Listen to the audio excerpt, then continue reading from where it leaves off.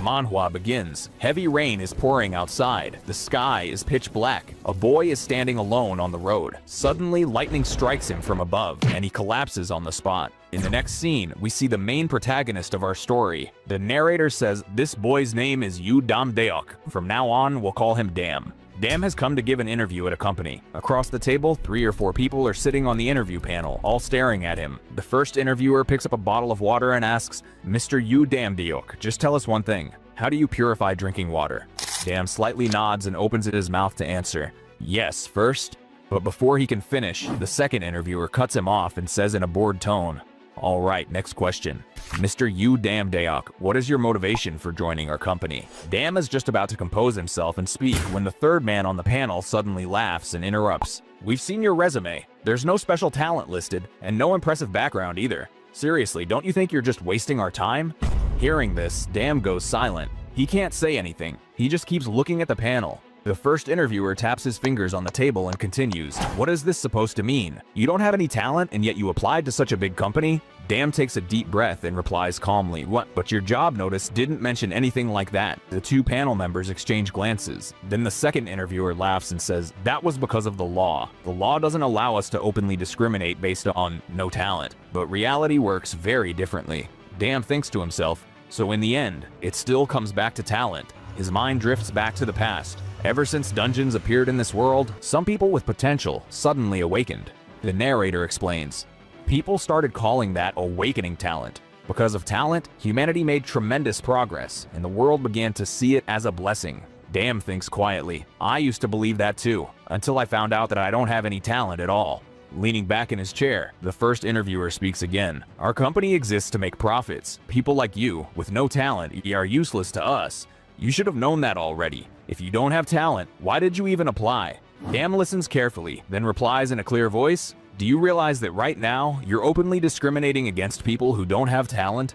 The second interviewer leans forward angrily and snaps, "What are you trying to say? And who do you think you are? Do you even realize you just crossed a line? Did I say anything wrong? We're sick and tired of people like you. Do you really think a person without talent can be some kind of superhero? And who are you to try and argue with us?" Dam listens without panicking, then answers in a firm tone, "Is it wrong to demand to be treated like a human being? Please apologize." Hearing that, the third man laughs mockingly and says, "Don't you think it should be the other way around? We think you should be the one apologizing to us for wasting our valuable time." Dam replies in a slow but clear voice, "So you're not going to apologize." He reaches into his jacket pocket, pulls out a small recorder, raises it toward the panel, and calmly says, "I've recorded our entire conversation up until now." The moment they hear this, all 3 panel members freeze. The first interviewer half stands from his chair in panic. "Hey, wait a second. What are you talking about?" Dam lightly spins the recorder in his hand and continues, "You were clearly discriminating against me, and you openly admitted that you didn't provide accurate information in the job posting." The atmosphere in the room completely changes. The second interviewer hurriedly tries to laugh it off and says, "Ha ha, I was just joking, you know, just trying to lighten the mood." Ignoring him, Dam stands up from his chair and starts walking toward the exit. The panel members panic and rush after him.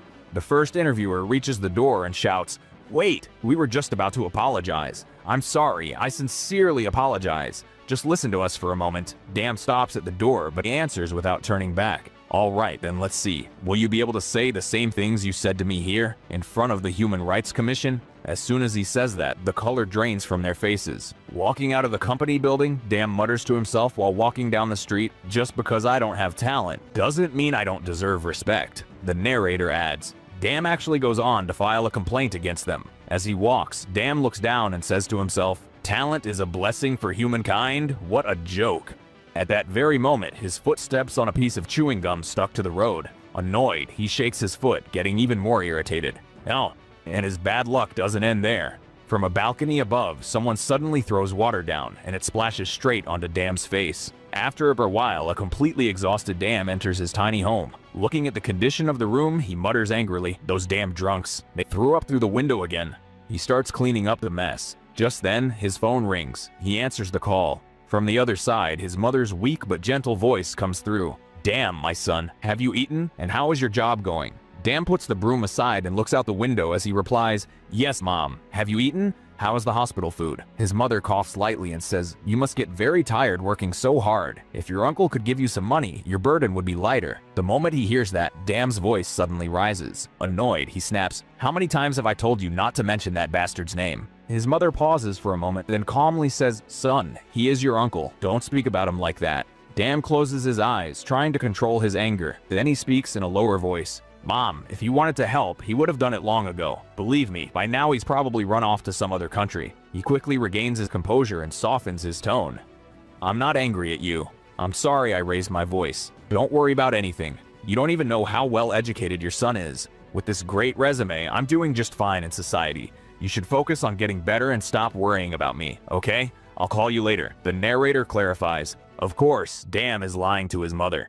After ending the call, Dam steps out through the balcony door. He pulls a cigarette from his pocket, puts it to his lips, and says, "This is the only thing that gives me a little comfort." He lights the cigarette with his lighter, but at that exact moment, heavy rain starts pouring. Raindrops fall on the cigarette and it goes out. Furious, Dam throws the lighter away and looks up at the sky, shouting, "God, couldn't you at least let me smoke a cigarette? I've tried my best in my own way, so why do you always have to disturb me? What do you even want from me?"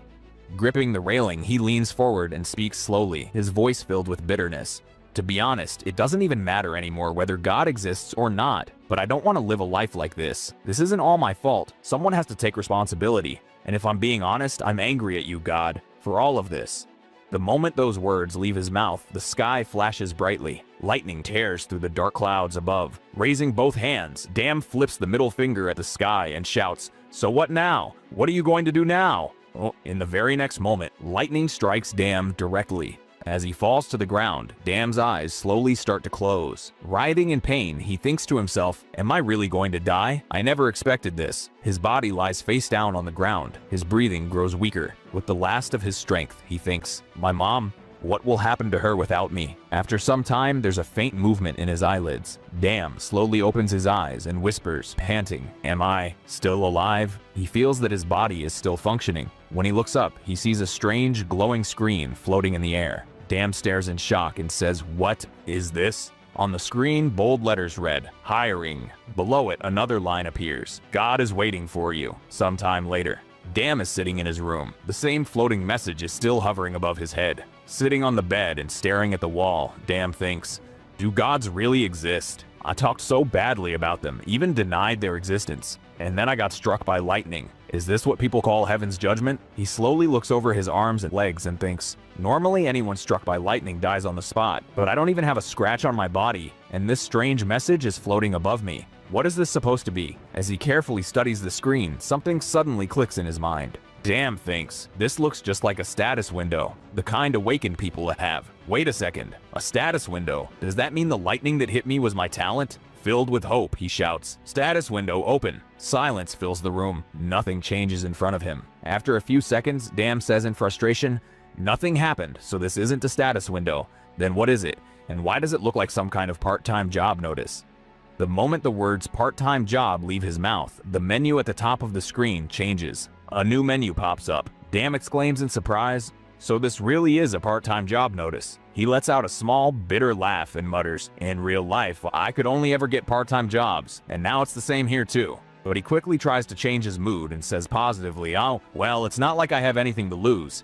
Maybe this is the turning point of my life. Let's see what kind of part-time job system God is offering and what categories there are." Dam reaches out and taps the floating screen. A notification appears. "You do not have enough divine power." He reads the text out loud. Divine power? The screen immediately displays an explanation. Divine power is the energy used by gods. Leaning back in his chair, Dam says in a discouraged voice, "Of course. How would I have divine power? I don't even have normal talent." Even so, he stands up, encouraging himself, and says, "But this doesn't seem dangerous. And who knows? This might be where my life finally changes." He looks at the description and says while reading, "God's part-time job. Host?" This feels like some kind of app that finds jobs for gods. Suddenly, one job appears on the screen with the words "Required Divine Power 0" written next to it. Dam's eyes light up. Excited, he says, "At least this is something I can do. Alright, let's check this one first." He opens the job details and reads out loud, "Manpower needed to build a dungeon." Dam grabs his forehead and says in frustration, "So it's straight up manual labor. They need workers to build a dungeon." Then he reads the boss's name below it. "Boss, Thor. Under that, a warning is written in bold letters. Loki's people are not allowed. If you try anything funny, I'll smash your head. Reading the warning, Dam mutters nervously, dungeons. But dungeons are full of monsters. What is going on here? Are dungeons really made by gods? He stops thinking for a moment and goes straight to the payment section. Payment, 12 Thor. Scratching his head, Dam wonders, 12 Thor? That must be the god's currency. If this is really money used by gods, its value must be insanely high. He thinks for a moment, then smiles faintly and says, alright, I'll give it a try. Dam taps accept on the floating button. Suddenly, a bright flash lights up the sky outside his window. A powerful bolt of lightning strikes a nearby tree. In that same flash, Dam's body is wrapped in blue light, and in an instant, he disappears. Moments later, Dam finds himself standing in a strange, rocky land. The sky looks different, and the air feels heavy. Looking around nervously, he says, I've never seen a place like this. Am I dreaming? He has no idea that just a short distance behind him, a massive monster is standing there, staring at him with glowing red eyes.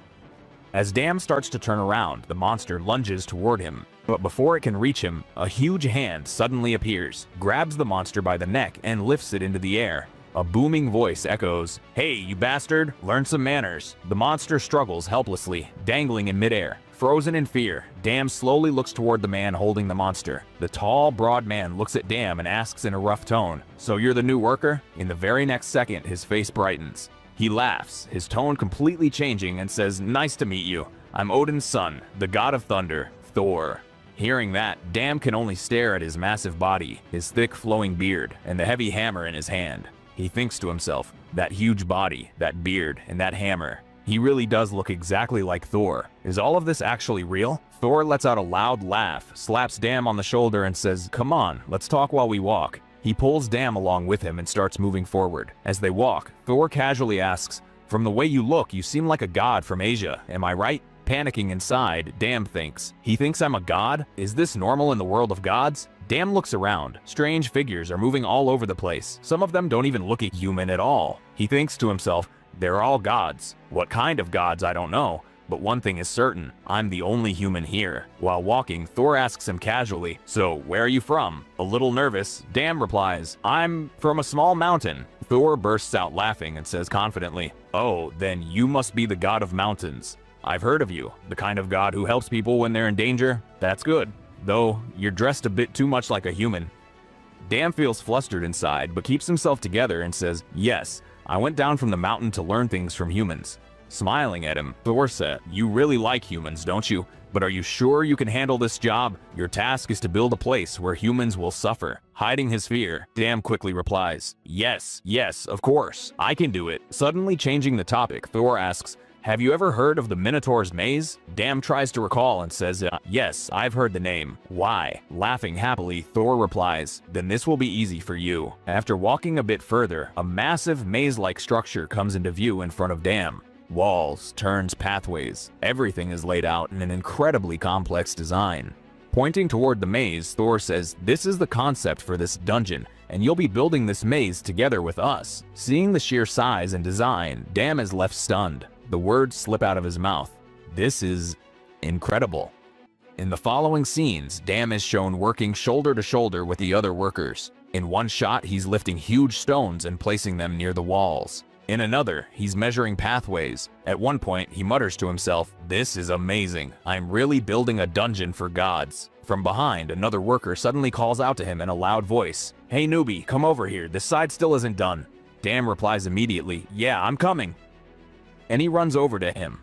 As time passes, Dam starts blending in with the other workers. During lunch break, everyone is sitting together and eating. One of the workers laughs and says, You're really hardworking, new guy. Another worker warns him, There are traps ahead, so don't wander around too much. If you fall in, you'll be the one stuck. Dam chuckles lightly and says, Yeah, if I fall, you guys better save me. After a while, Dam and the worker assigned with him finish their section. The co-worker says in a satisfied voice, Pretty good job, right? Wiping sweat off his face, Dam smiles and replies, Yeah, it really feels like a simple job.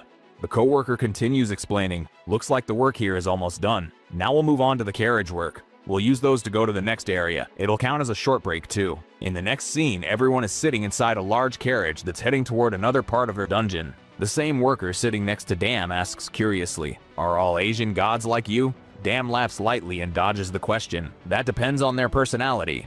The narrator explains. This is the same worker we'll call Red because of his red clothes. Leaning back against the shaky seat of the carriage, Red says, "A lot of people are praising your work, you know." With a shy smile, Damn replies, "Oh, it's not that big a deal." Inside, he feels happy and thinks, "See, this is the real me. My social skills are level 200. Forget talent and all that nonsense. Being able to socialize with gods is a huge advantage for me." The carriage suddenly comes to a stop. Peeking out the window, Red says, "Looks like we'll have to get down here. We'll need to go on foot from here. If we accidentally step on a trap, all the traps we set up ourselves will go to waste." Damn repeats the word traps in his mind and carefully steps down. As he's about to place his foot on the ground, Red suddenly shouts, "Careful, look down." Startled, Damn freezes. Red points at the ground and says, "See this? That's a trap marker. You need to keep an eye on all of these.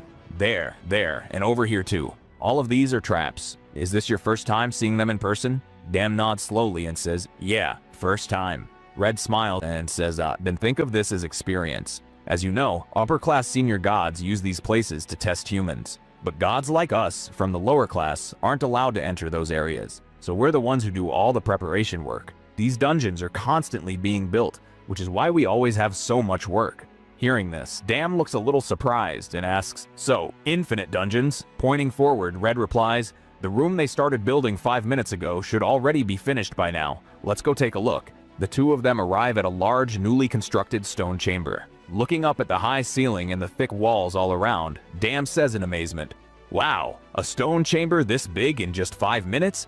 This is massive. What did they even use to build it?" Red points toward a few crates placed nearby and says, "Put this stuff here. All of it will help make this place suitable for the gods' tests." He opens a wooden box. Damn leans in and looks inside, then asks, "What's this round stone inside?" Red explains, "It looks like a normal stone, but spiders will spawn from inside it. Once all the spiders come out, the dungeon becomes even more dangerous." Damn notices something strange placed nearby and asks, "And what about this one? What kind of monster is it?" Red raises an eyebrow and asks, "You don't even know this? It's a lizard man." Damn can't help thinking, but why is this part of its body so transparent? Out of curiosity, he's about to reach out when Red quickly stops him. "Don't touch that yet." Damn immediately pulls his hand back and says a bit embarrassed, "I didn't know." Without stopping, Red keeps walking and says, "Just leave it there. We need to go to the next room." They reach the next area. Stopping near the doorway, Red explains, "This is the goblin hiding shelter. When humans make it this far, it means the final destination is close." The moment Damn steps inside, a cold gust of air hits him. Shivering, he says, "It's really cold in here." Suddenly, he senses someone standing right behind him. He slowly turns around and sees a goblin standing inches behind him, wearing a creepy grin. The goblin suddenly bursts into loud laughter and lunges at Damn. Damn panics and falls backward in fear. The goblin laughs like a maniac. Red can't stop laughing either and says, Yeah, you were really startled. Don't worry, he was just joking." Damn feels angry, but he can't say anything. He just gets up and dusts off his clothes. Becoming a bit serious, Red continues, "When the dungeon is fully activated, it's a different story. Goblins are pretty intelligent and tricky, so they're not easy to deal with." Damn takes a deep breath, nods, and says, "Yeah, I get it." Finally, the two of them arrive at a large hall-like room. Looking around, Damn asks, "If this is the dungeon's final room, then—" Red finishes his sentence, "Yeah, this is the boss room." At that moment, a familiar heavy voice echoes from behind them. "Yo, God of Mountains, I've heard a lot about you." Damn and Red turn around and see Thor walking in. Laughing, Thor pats Damn on the shoulder and asks, "How's the work going?" Damn hesitates slightly, then replies politely, "It's all thanks to you. I'm just doing my job." Smiling, Thor says, "A good talker knows how to make things better. By the way, is the monster placement finished?" Red reports straightforwardly, "Yes, only the last one is left." Thor nods in satisfaction. Good." Gripping his hammer, he steps forward and says, "Then it's time to give the lower-class gods a little rest." Damn's expression darkens slightly. He senses that something is off. Looking at Damn, Thor smiles and says, "You did good work, God of Mountains. Next time, give us some advice about Asian dungeons. Until then, goodbye." Without any warning, Thor suddenly swings his hammer straight at Damn's head. In the next instant, darkness fills Damn's vision, and the scene cuts. Next scene. Damn is lying on the floor of his house. Waves of pain surge through his body. Groaning, he tries to sit up and mutters, "What kind of break is that supposed to be? It felt like Thor was punishing me for lying. Haha. Leaning against the wall, he sinks into thought. By the way, was all of that real? Or was it a dream? No. Maybe it was a real awakening. Did I finally awaken? At that moment, faint, glowing text appears in the air. A system notification. You have received your salary. Would you like to check it? For a moment, Dam forgets all his exhaustion. He nearly shouts, "Salary, let's see what I can buy with it." He quickly clicks the floating message and the God's Shop interface opens. The screen fills with countless shining items. Dam's eyes widen as he starts reading. The spear of Almighty God Odin, which never misses its target. An armor that reduces almost all physical damage. Freya's necklace, which allows dimensional travel. As he scrolls, more descriptions appear. Thor's power, lightning. Hephaestus's power, flame. Eris's power, destruction. You can buy anything. Sweat forms on Dam's forehead. He thinks to himself, if I could buy all of this, even a human could become like a god. Ambition shines in his eyes. My life could really change now. But the very next second, when he sees the prices, his face falls. He reads out loud, even the cheapest item is 70,000? Sinking into his chair, Dam says in a hopeless tone, of course, everything is insanely expensive. What am I supposed to buy with so little money? At that moment, his eyes land on a completely different section. Talents. Dam zooms in on that part of the screen and says in shock, wait, I can buy talents with this money? A huge smile spreads across his face. They're actually selling talents. For someone like me, what could be better than this? And it's so cheap. In God's currency, a talent is only 12 Thor. He reads the small note below and immediately understands. The reason is simple. No god buys talents. Gods want powerful weapons and divine powers. Talents are for humans. Then his eyes lock onto a specific talent, and he almost jumps out of his chair. Double S class? This isn't a normal talent. On the screen, the name shines brightly. Talent of Swords, SS class. Without thinking much, Dam says, alright, I'll take the sword talent. I've liked swords since I was a kid. No need to overthink it, just buy it. He clicks confirm. In that instant, lightning-like light spreads around his body. Dam clenches his teeth, shivering, and says in disbelief, what? Did it really work? I struggled so much just thinking about S-Class, and here I got double S-Class so easily. The system displays another notification. Congratulations! Today's special offer for your first purchase. Buy one, get one free. You may choose one more item of the same class. The light in Dam's eyes grows even brighter. Almost crying with joy, he says, so that means another double S class. Alright, this time I'll take Talent of Combat. He selects the second talent. A wave of intense pain surges through his body again. Dam collapses to the floor. What is happening? My whole body feels like it's burning. The system calmly explains, we are adjusting your body to match your selected talents. Lung capacity is increasing, muscle strength is increasing, nerve reactions are accelerating. After a while, another notification appears. Body successfully adjusted with your talents. Dam lies there, completely drained, and soon falls into a deep sleep. During his sleep, he has a dream. His mother is sitting on a hospital bed saying to him, my son, please forgive me. Because of me, you had to live such a life. In the dream, Dam smiles and replies, I told you not to say things like that. Everything will be fine now, because I finally have talent. Suddenly, Dam's eyes snap open. He jumps up and shouts, talent, talent. He looks around, breathing heavily, but his body feels completely different. What? What happened here? Did I fall asleep? I think I saw Mom in a dream. Wait, a dream? An idea suddenly hits him. He shouts a command, status window. This time, a glowing window actually opens in the air. His information is clearly displayed inside it. Job, low-class god. Dam freezes as he reads it. I'm a low-class god? Is that why I was able to work in the dungeon? A talentless guy like me becoming a god? Life really is strange. Just then his phone starts ringing. On the screen, the name Mom appears. Dam quickly answers, excitedly saying, Mom, I have really big good news for you. But on the other end, his mother's voice sounds unusually serious. Dam, don't come to the hospital today. Do you understand? Dam's expression stiffens. Nervously, he asks, what happened? Did something go wrong? His mother takes a light breath and says, just do as I say. Don't come today. Don't worry about me. Dam says anxiously, why won't you let me come? Please, tell me directly. What's the problem? At that moment, another voice comes through the phone. A nurse takes the call. Hello? Are you Mrs. Cho's guardian? Dam answers immediately. Yes, that's me. The nurse speaks quickly. We're in a very bad situation. I can't give you the details right now, but a dungeon is expected to open near the hospital very soon. We were trying to contact you, but your phone wasn't reachable. From now on, visitors are not being allowed inside until the situation is under control. As soon as Dam hears this, his mind goes blank. He barely manages to say okay, hangs up the call, shoves his phone into his pocket, and starts running toward the hospital. As he runs, sweat pours down his forehead. His breathing grows heavier, but he doesn't stop. Scene cut. A wide shot outside the hospital. A helicopter circles overhead. Below, military jeeps and armed soldiers are stationed everywhere. Barricades are set up, and yellow tape stretches across the area. Reporters stand in front of cameras shouting loudly, "We're live, right now in front of the hospital, where a dungeon is expected to appear soon." An army officer grips a loudspeaker, trying to control the crowd. "Attention, please move away from this area as quickly as possible. The area is being evacuated, step back." At that moment, a taxi screeches to a halt near the barricade. Dam jumps out of the taxi. Seeing the chaos in front of him, he thinks in panic, "What on earth is happening here?" Suddenly, his combat focus skill activates on its own.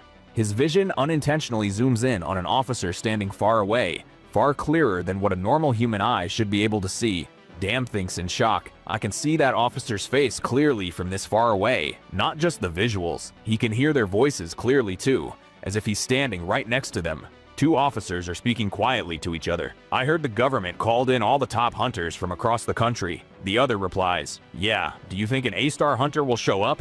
The reports say this dungeon is extremely dangerous. Dam thinks, "Is this because of my skill? The effect of buying talents?" But he immediately scolds himself. "Think about that later. Right now, I need to get to Mom." He runs toward the barricade and approaches an officer, speaking urgently. "Excuse me, my family is inside the hospital. I have to go in. Please let me through." The officer stops him with a firm voice. "No one is allowed inside right now. Massive dungeon signals have been detected here. This area is extremely dangerous." Massive dungeon.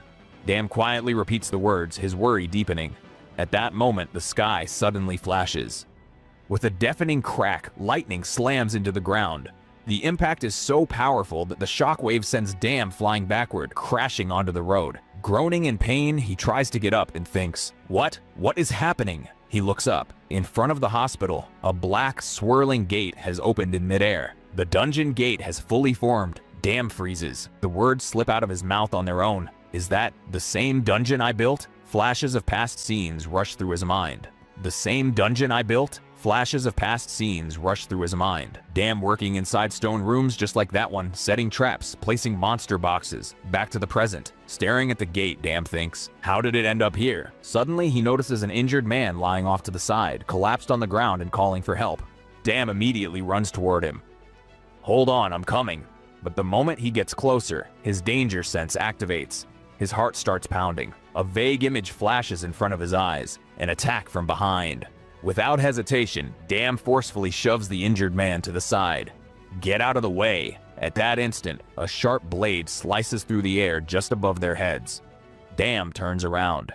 A hunter lies on the ground behind him, already badly injured. Gasping for breath, with his last strength, the hunter says to Dam, "Run, get out of here." Dam follows the hunter's gaze. A little ahead stands a tall, reptile-like humanoid, holding a blade stained with blood. Dam recognizes it in horror, a lizard man. He realizes it's not just one. Dozens of lizard men are pouring out from the dungeon gate behind it. Within seconds, hundreds of silhouettes spread out in every direction. The military responds immediately. Soldiers take positions and shout at the top of their lungs, "Fire!" A storm of bullets erupts from machine guns, and as Dam ducks behind a nearby car and takes cover. But in the middle of the chaos, one lizard man locks eyes with Dam from a distance. Growling, it charges straight at him. It leaps forward, swinging its sword at Dam. The moment the blade gets close, Dam's combat focus activates again. Time suddenly slows down for him. He can clearly see the angle of the sword, the direction of the blade's movement. By pure reflex, Dam reaches out and grabs the sword with his bare hands from both sides. Metal slams against his palms, but his body endures it. The attack stops. Dam thinks in disbelief, "How did I just do that?" At the same time, another lizard man jumps in from behind, trying to attack from the side. Combat focus is still active. Dam clearly sees its movement and smoothly dodges the attack with a single step. He thinks to himself, "What is this combat focus skill? It feels like I've downed dozens of cups of coffee. Why does everything look so slow? I can see every single move they make." This time, Dam doesn't just dodge. He activates Island of Combat. A surge of energy fills his body. He drives a sharp jab into the first lizard man's face, then unleashes a barrage of punches into its body. Under the impact of the blows, the lizard man is launched into the air, crashes far away, and falls unconscious. Dam shouts in excitement, "It worked! Now there are only two left." Another lizard man charges at him, swinging its sword. Damn grabs its arm, uses its momentum, spins his whole body, and hurls it far away. The last lizard man rushes in at close range. It brings its sword down in a fast vertical strike, but Damn suddenly vanishes from its sight. In the next shot, Damn is in midair. He's leapt high up, and as he comes down, he delivers a clean kick straight to the lizard man's face. The lizard man crashes to the ground with a heavy thud. The military soldiers standing at a distance stare in complete disbelief. One soldier says in shock, "No way, that kid took down all those lizard men with his bare hands." At that moment, a calm yet authoritative voice speaks from behind. "Hey kid." Damn turns around. A man in tactical armor approaches him, wearing a confident expression. Smiling as he observes Damn, he says, "Which guild are you from? I've never seen your face before, but your fighting style is pretty solid." He extends his hand and introduces himself. "My name is Namgung. I'm the master of the Sangum Guild." Damn cautiously accepts the handshake. Feeling Damn's grip, the guildmaster asks, "Normally a guild hunter doesn't roam alone. Are you an unaffiliated hunter?" Damn answers with a faint smile. "I guess you could say that." The narrator adds, "From here on, we'll refer to him as the guild master." Surveying the surroundings, the guild master says, "We're here to clear this dungeon. Will you come with us?" Damn stays silent for a moment, thinking, he's right, I'm not an ordinary human anymore. As long as this dungeon stays open, monsters will keep coming out. If we don't stop them, Mom will be in danger too. He nods firmly and says, "Alright, I'll come." File scene cut. Damn now enters the dungeon with the Sangum Guild party. A stone corridor appears under the dim light of torches. As Damn moves forward, he thinks to himself, "Thank goodness I remember this place. Of course I do. I worked here again and again." He suddenly stops and raises his hand, signaling everyone, "1 second, stop here." From behind, the guildmaster asks, "What is it?" Damn turns back and says calmly, "From here on, I'll lead the way." One of the guild members doesn't like that. Annoyed, he says, "The nerve of an unaffiliated hunter. You're going to guide us? We have official orders from the authorities, got it?" Ignoring him, Damn explains, "There are a lot of traps ahead. That's why I'm saying I'll guide the path." The guildmaster chuckles lightly and replies, "Thanks for the concern, but our advance party already checked this area." Damn responds without getting agitated. "Did they really?" He picks up a small stone from the ground and forcefully throws it down the hallway. The stone rolls forward for a short distance, then suddenly gets sliced into tiny pieces midair and scatters across the floor. The entire guild freezes, staring at the stone-covered floor in shock. Damn, explains calmly, now you see why your advance party didn't make it this far. This is a decompression trap made of special spears. It'll tear through armor like cotton. It looks simple, but it's extremely dangerous. The guildmaster studies the trap and asks in a heavy voice, "How do you know all this?" Damn stiffens for a moment. Inside, he thinks, if I tell them the truth, that I designed all of this, I won't make it out of here alive. He lets out a light laugh and brushes it off. Just consider it a little secret of mine. Then he moves ahead, stepping precisely along the safe path where no traps are placed, signaling everyone to follow behind him. After moving a short distance, Dan pulls a torch off the wall. Things are about to get more dangerous. He holds the torch forward. Its light flickers across the walls. The guild members instinctively stop when they see what lies ahead. A massive gate stands before them, completely covered in thick spider webs. From behind it, faint movements and creepy sounds can be heard. They enter inside. Medium and small spiders crawl around in every direction.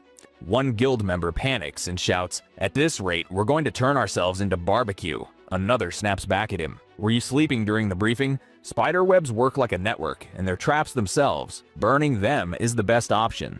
Another member looks at Damn suspiciously and whispers to his teammate, "Do you think we can trust this guy? What if he's a spy from another guild, learning our attack patterns?" Thanks to combat focus, Damn hears their quiet conversation clearly. He thinks to himself, I can hear everything, but now's not the time to argue. He recalls the layout in his mind. This is the room where I placed countless boxes filled with spider eggs. I know exactly where every spider is hiding, but why overcomplicate things? We can burn them all at once. Some guild members begin preparing flame magic and fire arrows. Let's burn the whole place down. At that exact moment, Damn's combat focus triggers again.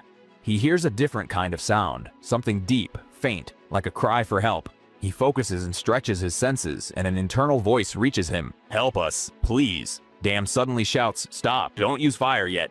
Everyone turns toward him. The guildmaster asks, "Why?"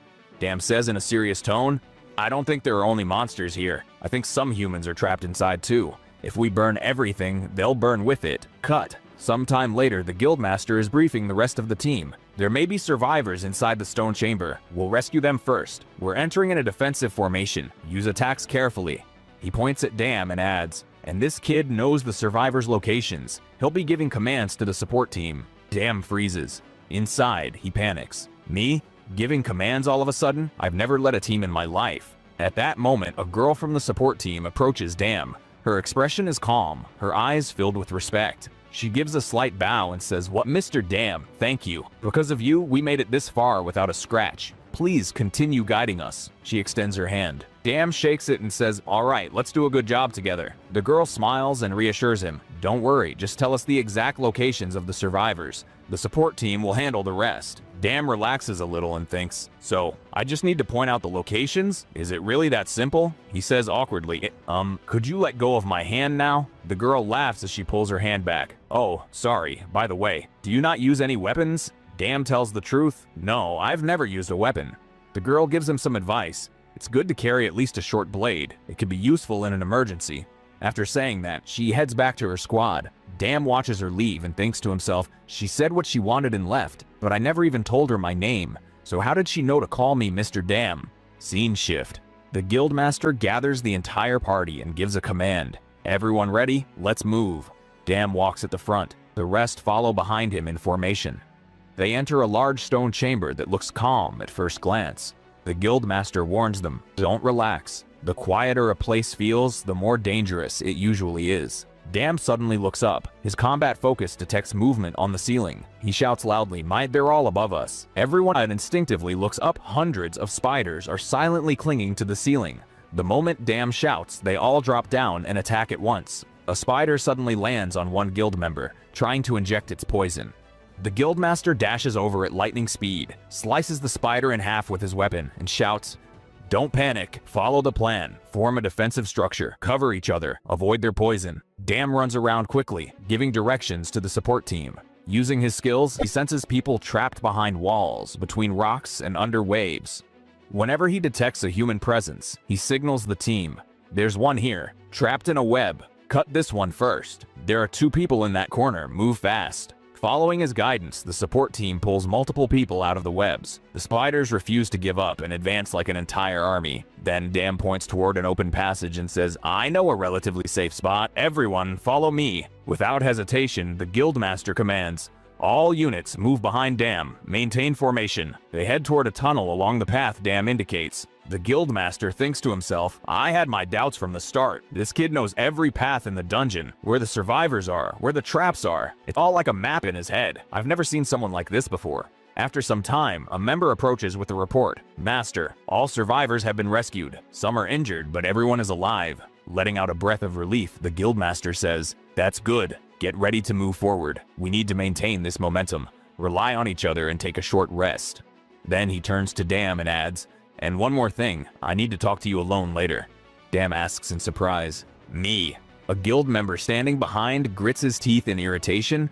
The master keeps praising this guy. "We're starting to feel like extras." The guildmaster steps closer to Dam and says calmly, 2 police officers and 8 hunters, including our advance party, were trapped in this dungeon. If it weren't for you, we might have burned them alive." Dam replies with a light laugh. "It wasn't anything special." The guildmaster's gaze sharpens. He asks casually, "By the way, what's your talent? Sometimes it feels like you built this dungeon yourself." Dam's face strains of color for a moment. Inside, he panics. "I'm done for." Did he really figure it out? He quickly waves his hands to deny it. No way. How could I build a dungeon? I'm not a god or anything." The guildmaster laughs loudly. "Relax, I was joking."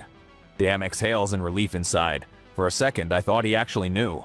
After a short rest, Dam leads the team forward and says, "All right, let's move on. Our forces have regrouped." They stop in front of another large room. One guild member looks around and says, "So, this is their civilization?" Dam nods. "Yes, this is the goblin civilization area." Some members sigh in disappointment. "We thought this was the boss room. What a letdown." Dam thinks to himself, "I didn't have time to make a foolproof plan for the goblin area, but with combat focus and my other talents, I can manage." He steps forward and asks, "Excuse me, may I go in alone for a bit?" An arrogant member immediately mocks him. "Getting praised once by the guildmaster really went to your head, huh? You probably haven't seen goblins much, so you're scared. If you're scared, just stay back." The guildmaster says calmly, "To be honest, I don't really want to send you in alone either." Damn responds in a firm tone. There's no other choice. If you all come in, please follow my orders. Otherwise, there will be casualties.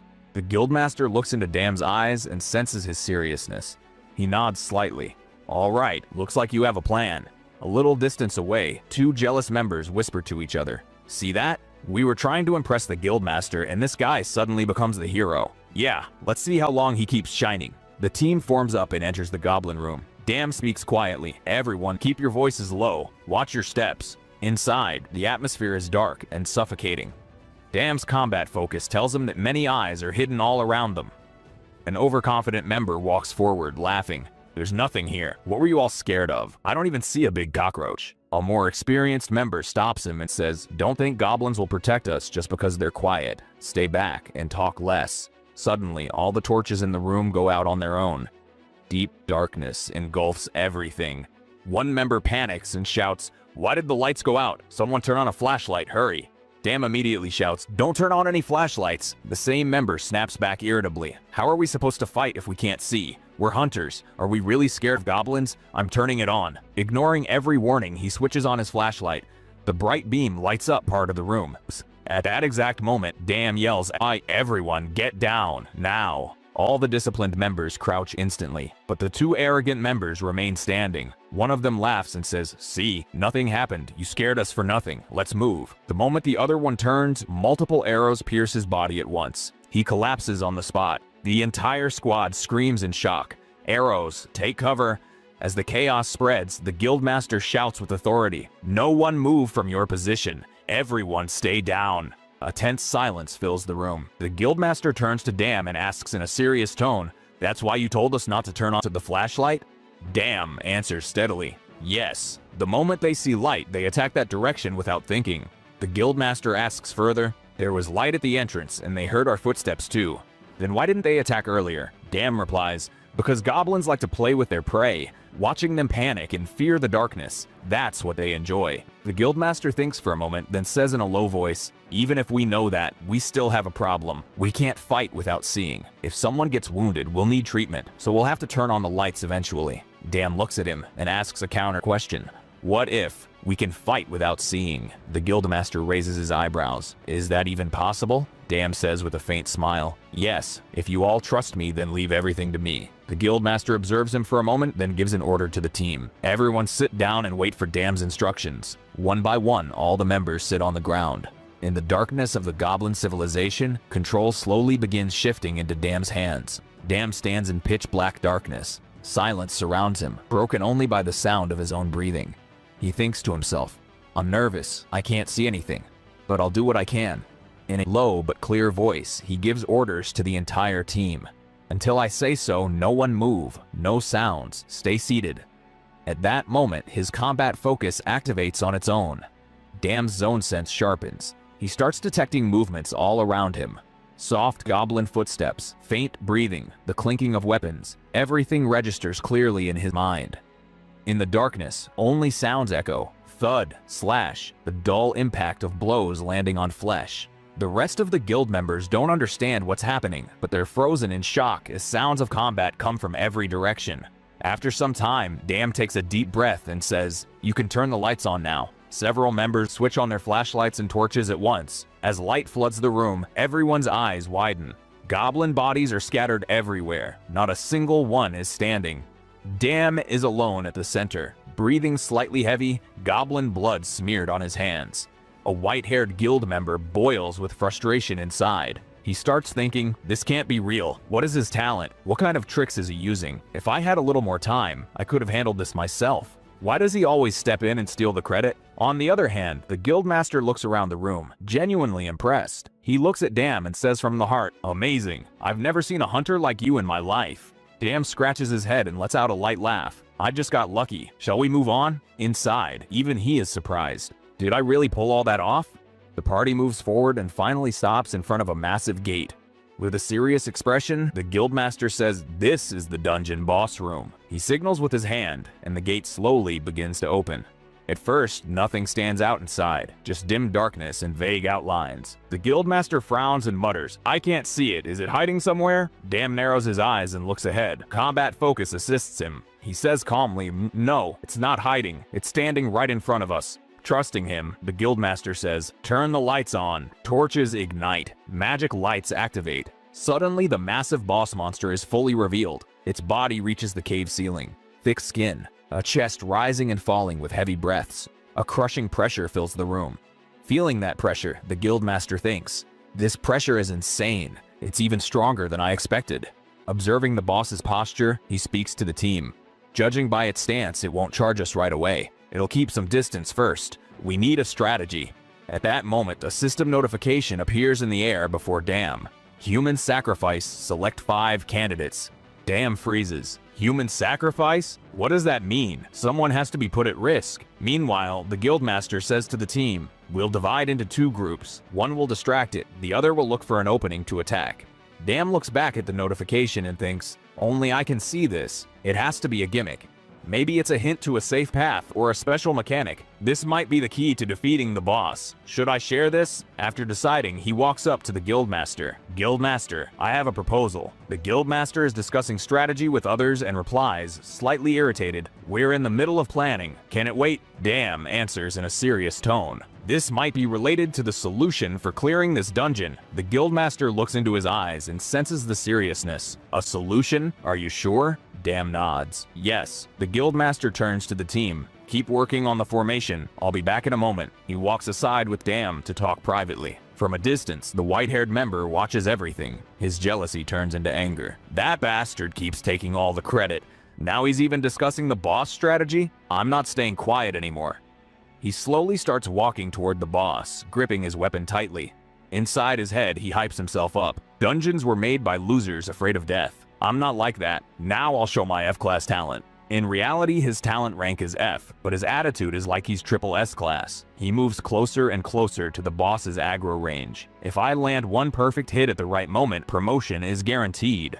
At that moment, Dam notices him moving forward. He shouts from a distance, "Hey, stop! Don't enter the boss zone yet." The white-haired member turns back with a sideways glare. "You want all the credit for yourself, don't you? The boss is just sitting there. I'll finish it right now." Ignoring the warning, he steps into the boss's zone. The moment he crosses the invisible boundary, the ground starts trembling. The white-haired member looks down in shock. What the hell is happening all of a sudden? Heart pounding, the atmosphere in the hall turns heavy. The other members freeze, watching everything unfold. The guildmaster runs toward him, furious and worried.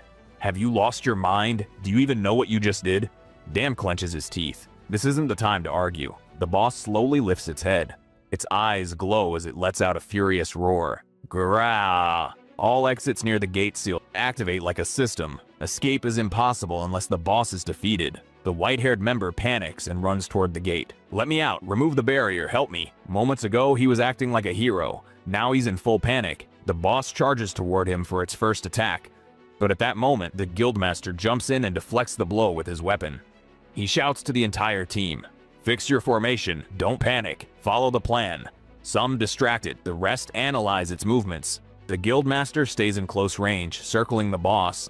The boss attacks. He narrowly dodges and lands counter hits in between. Members shout from afar, "The captain landed a hit. Did you see that?" The boss lost balance. Watching from a distance, Dam thinks, these people are on a completely different level. But inside, the guildmaster is thinking something else entirely. "Shit, are you kidding me?" Only faint scratches appear on the boss's thick head. The guildmaster compares it in his mind.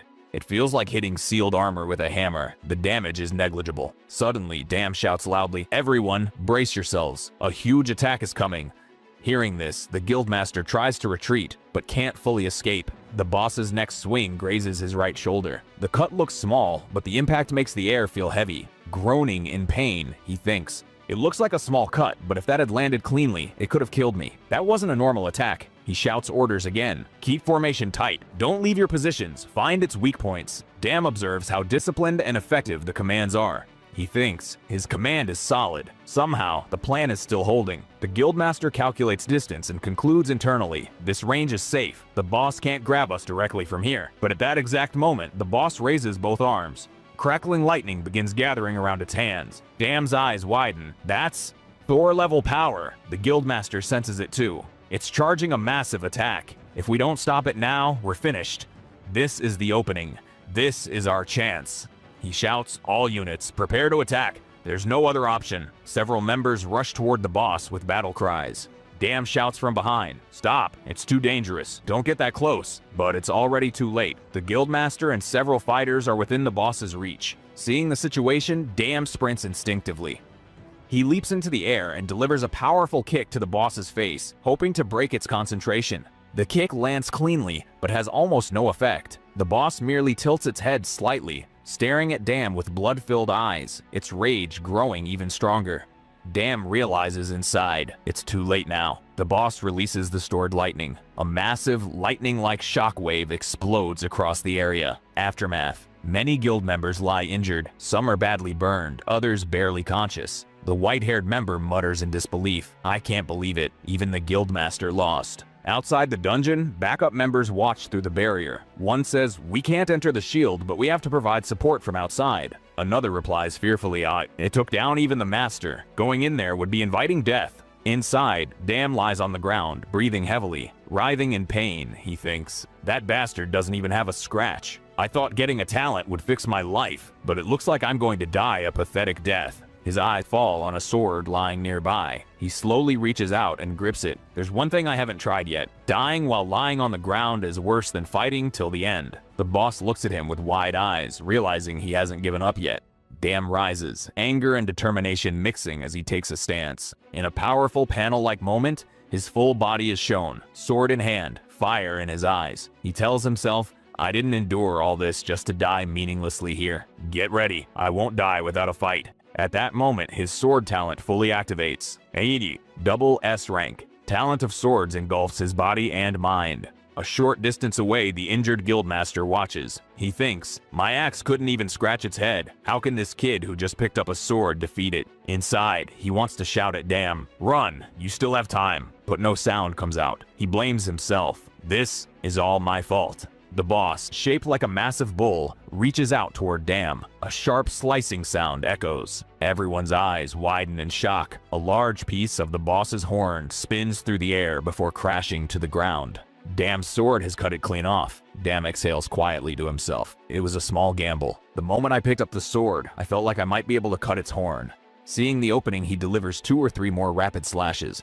Every swing lands with surprising accuracy. A mix of shock and excitement runs through his mind. "This is the first time in my life I've held a real sword, but it feels like an extension of my own body. So this is a double S-class sword talent." The boss roars in fury and charges straight at Damn at full speed. Using both combat focus and sword talent, Damn senses the incoming attacks. He retreats while carving deep, fast cuts across the boss's body. His movements are so smooth and fluid that to onlookers, it looks almost like a dance. From a distance, the guildmaster watches in disbelief. 7 continuous attacks. I've seen many swordsmen, but strikes this fast and this accurate, I can't even follow them with my eyes. Unbelievable. He concludes silently, "This isn't a trained martial artist. He's a born swordsman." But the damage still isn't enough. Damn feels it too. Its skin is insanely thick. Even after all these strikes, it's just scratches.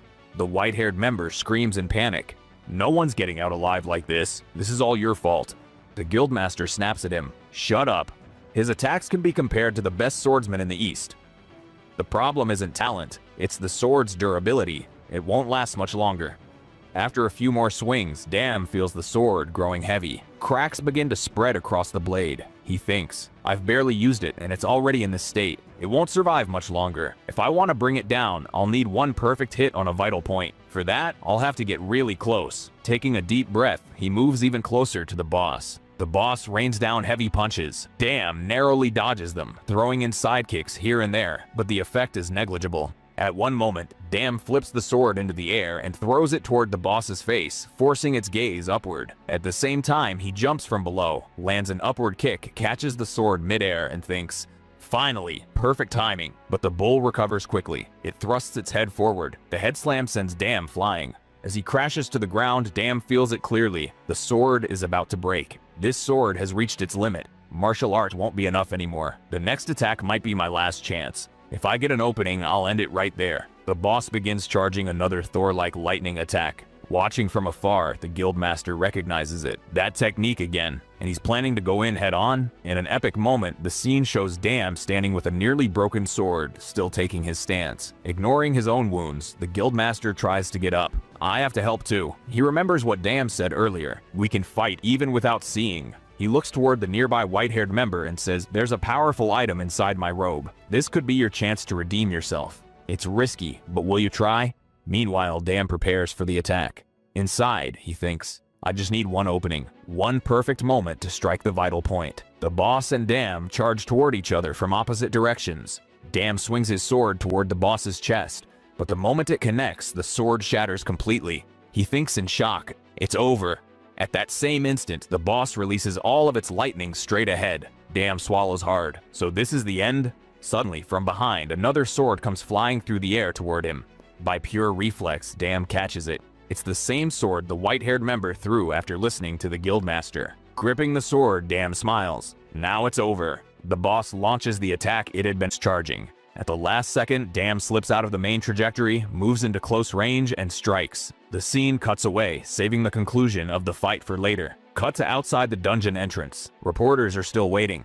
One reporter turns to the camera and says, it's been 5 hours now, and no monsters have emerged. If we receive any news from inside, we'll bring it to you immediately. Suddenly, someone shouts, look! People are coming out! Several figures emerge from near the dungeon gate. Dam walks out while supporting the guildmaster on his shoulder. In a tired but relieved voice, Dam says, we finally made it out. He smiles lightly and asks the guildmaster, by the way, how did you know I'd catch a sword flying through the air? The guildmaster lets out a faint laugh. You said it yourself. You can fight even without seeing. So I figured you'd catch a sword coming from behind too. I just trusted that and supported you from the back. Dam looks at him for a moment and then smiles. For a second, I thought you were going to use me as a live sacrifice. But honestly, we all survived because of you. The guildmaster gives him a light push to help him stand straight. No, you're wrong. You saved us. People are waiting for you.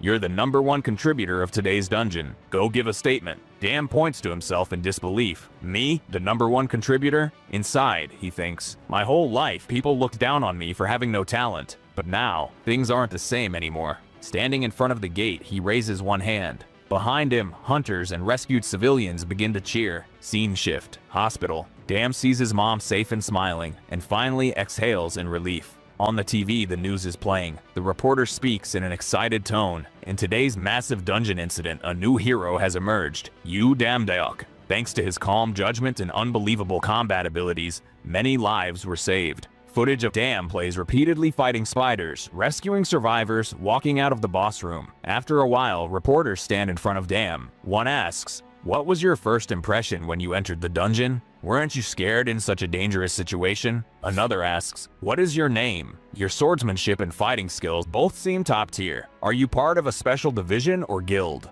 Dam smiles and replies, please ask one question at a time. More important than guilds or divisions is this: when things go bad, someone has to risk their life to protect others. I just did what needed to be done. The reporters keep asking more questions, some completely random and pointless. Eventually, Dam gets bored and turns off the TV. He picks up his phone and checks social media. His name is trending everywhere. Clips, edits, comments. Yu Damdeok is everywhere. At that moment, a system notification appears. Congratulations, your divine power has increased by 1,000. Dam smiles and thinks, this divine power feels like job qualifications. The more you have, the more options you get. Another notification appears. New jobs are available after reaching 1,000 divine power. Would you like to view them? Dam immediately replies, yes, show me. A new job list opens in front of him. One listing catches his eye. Security Manager Hephaestus Forge. Requirement, minimum 1,000 divine power. Match confirmed.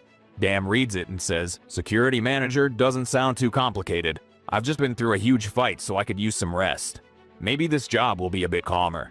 Suddenly, a new message appears in an urgent tone. Warning, 3 gods have already applied for this position. This may be your last chance. Dam's eyes widen. 3 gods already applied? There's no way I'm letting an easy job like this slip away. He quickly clicks accept. A faint light flashes in the hospital room. Dam is looking at his mom, but the world around him begins to blur. In the next instant, the scene distorts, and he is teleported away. Next scene. Dam crashes into a place flooded with scorching red and yellow light. Groaning, he slowly gets up and looks around. Why can't teleportation ever work properly? Is this Hephaestus's forge? It's insanely hot in here. From behind him, a heavy, slightly rough voice speaks. So, are you the one who applied for the job? Dam turns around. Standing there is a muscular, bearded god, his body covered in burn mark-like tattoos. Flames and molten iron surround the massive forge behind him. With a confident smile, the god introduces himself. Nice to meet you. I'm Hephaestus, the owner of this forge. Dam quickly bows slightly in greeting. It's an honor to meet you. My name is Udam Deok, and I'm here to apply for the security manager position. Hephaestus laughs. A human-style greeting, god of mountains. You really do like humans, don't you? You even fought without fear in Thor's dungeon. Dam relaxes a little and thinks to himself, at least he's acknowledging me as a god of mountains. Hephaestus continues, now I get why even someone as angry as Thor likes you.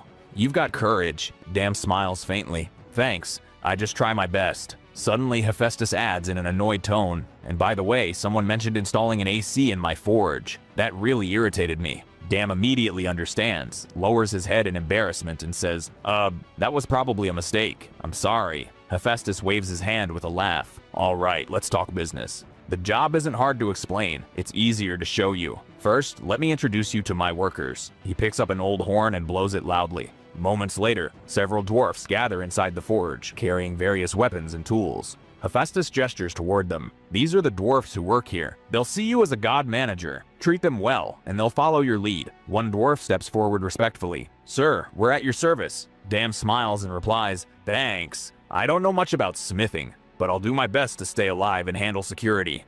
Hephaestus bursts into laughter. Even newcomers can handle this job. It's not that difficult. Then he leans in close to Dam's ear and lowers his voice. Skill-wise, they're excellent, but their habits aren't great. Crafty fingers and attitude problems, like a bunch of grumpy dogs. Hephaestus continues, I gave Freya a pendant as a gift last week. Freya, the goddess of beauty and love. That pendant disappeared somewhere inside this forge. Dam looks shocked. You think the dwarf stole it? Hephaestus shrugs. I can't say for sure. That's the problem. Dam studies the dwarfs' faces. Some look innocent, some suspicious, some are smiling, others completely blank. Hephaestus pulls an item out of his bag. I'm heading to Olympus for a while. Take this. He hands Dam a weapon. It's called Love. It's made from an olive tree. It's very powerful. Dam stares at it in disbelief. Hephaestus opens a dimensional gate and says as he steps through, I have to go now. The forge and its security are in your hands, god of mountains. Dam panics. Wait, you didn't even explain exactly what I'm supposed to.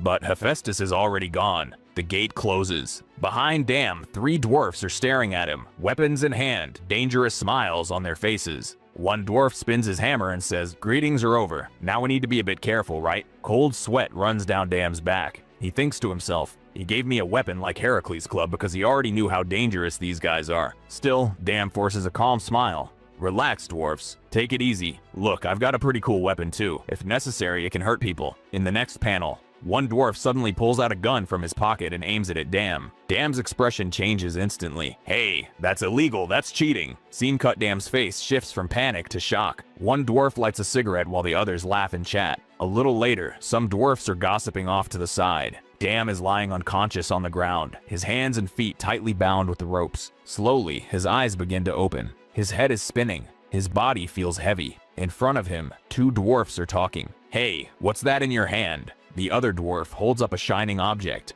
This is Hephaestus's item. I heard this necklace was made for Freya. If we sell it, we'll be filthy rich. Dam fully regains consciousness. He realizes he's tightly bound. Arms, legs, chest, everything restrained.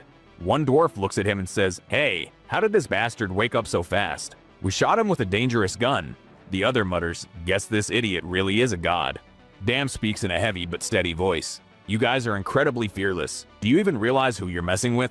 The 2 dwarfs look at him. Dam continues, Hephaestus, one of the 12 main gods, the greatest craftsman of Olympus, and you're robbing his forge. The dwarfs don't look scared at all. One of them laughs mockingly. If we were afraid of Hephaestus, do you think we'd be doing this? We don't fear him. Bound by ropes, Dam looks at them and calmly tries one last time. This is your last chance. Untie me and stop before things get much worse. The 2 dwarfs look at each other and burst out laughing. Listen to this low-class god. trying to scare us with Hephaestus. For a moment, Dam's mind goes blank. He doesn't know what to say next. Just then, another dwarf rushes in excitedly. Guys, we've loaded all the valuables. Everything that can sell for good money is packed.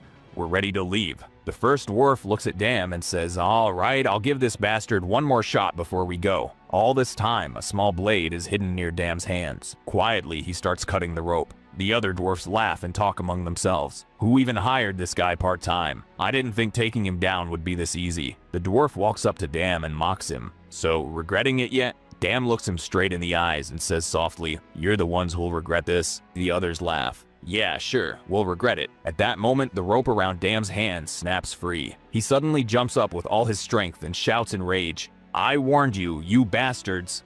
He grabs one dwarf by the collar and hurls him into the air, then slams another straight into the ground. As he beats them down, he yells, "Belfty, you forced me to resort to violence." The narrator reminds us, this is all possible because Dam listened to that guild girl. Carrying a weapon really does help. Dam's eyes drop to the ground. Nearby lies Freya's shining necklace. Seen cut in another part of the forge, several dwarfs are loading crystals and mineral blocks onto carts. One dwarf reports, "Boss, all minerals are loaded. The armor is ready too. We're done here." Nearby stands a fat, blonde dwarf with a cigarette constantly in his mouth.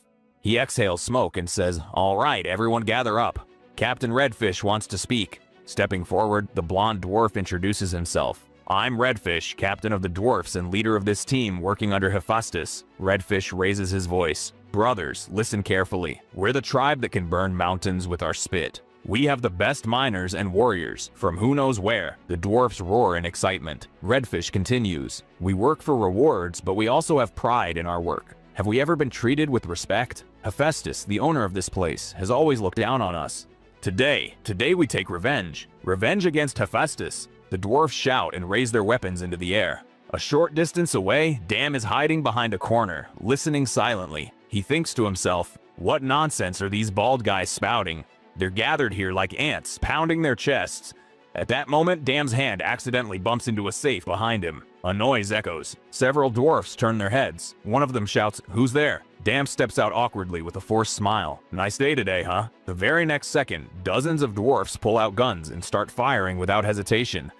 Dam instantly dives behind a stone pillar for cover and yells, "What kind of dwarfs are these?" They just start shooting. Who calls these guys soft-hearted? They look like terrorists. After the gunfire slows down, Redfish steps forward. Taking a drag from his cigarette, he smiles at Dam. "So, you escaped custody? Looks like the guys watching you lost." He scans Dam from head to toe. "Low-class god. We hate Hephaestus, but we don't have a personal grudge against you. So if you die here, that'd be unfortunate. I'll give you a choice." Redfish raises two fingers. Option 1, help us loot this place and join our side.